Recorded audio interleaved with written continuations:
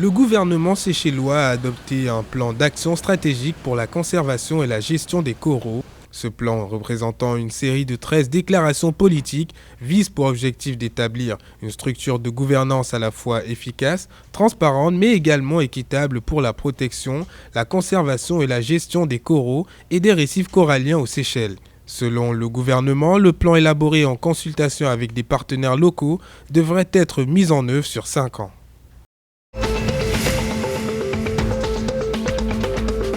Un accord de coopération a été signé entre le Conseil supérieur des notariats de France et la Chambre nationale des notaires des Comores ce lundi 11 octobre.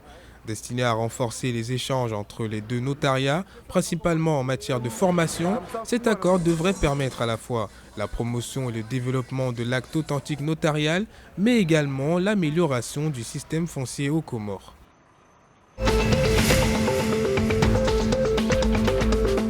2 ans de prison ferme et non cumulable pour Eddy Maminirina, celui qu'on surnomme Eddy Bois de Rose, a été condamné par le tribunal de Madagascar ce mercredi 11 octobre. Connu pour plusieurs faits de trafic de bois de rose, l'ex-homme d'affaires a vu sa peine durcie après sa tentative d'évasion ratée la semaine dernière lors d'une hospitalisation.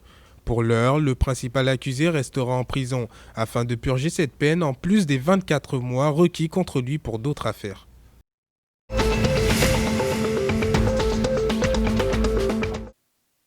Les portes s'ouvrent enfin vers l'île Maurice. Les vols d'Air Belgium devraient démarrer vendredi direction Lille avec une moyenne de 2 vols par semaine.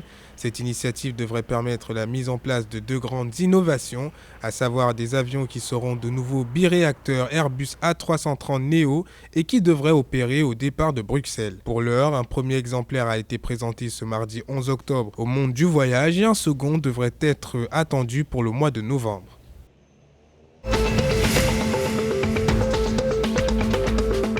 Les soins d'urgence devraient être désormais gratuits dans les hôpitaux publics, c'est ce qu'a annoncé le président malgache Ange Rajoel ce mardi 12 octobre.